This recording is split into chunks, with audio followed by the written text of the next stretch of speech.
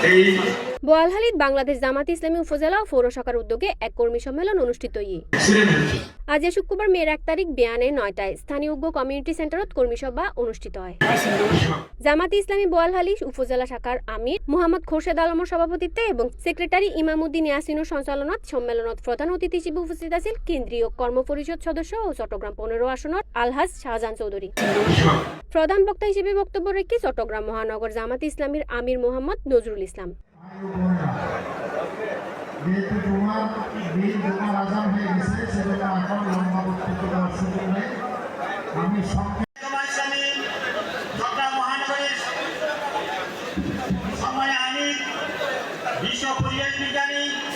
মহিলা বোনেরা এখানে সব পরিপূর্ণ হয়ে গেছে।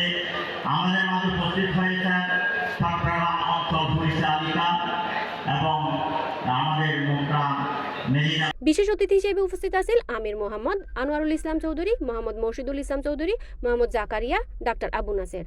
এছাড়াও অনুষ্ঠানত আরও উপস্থিত আছেন মোহাম্মদ ইসমাইল হোসেন, জসিমউদ্দিন সরকার, অধ্যাপক মোহাম্মদ ইকবাল, নাহিদ পারভিন, এলিনা সুলতানা, মাওলানা মফিজুর রহমান, মাওলানা দিদারুল আলম, বোয়ালখালী পৌরসভা ও ইউনিয়নের বিভিন্ন নেতৃবৃন্দ সহ আরো 5 জন। এই অনুষ্ঠানত সঙ্গীত পরিবেশন করছিল রেনেসা ও দিগন্ত শিল্পী গোষ্ঠী।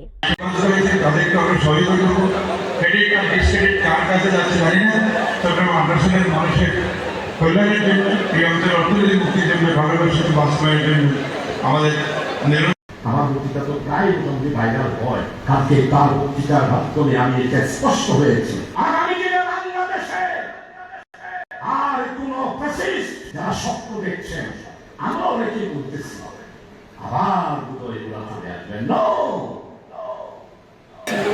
C+ TV, Chittagong.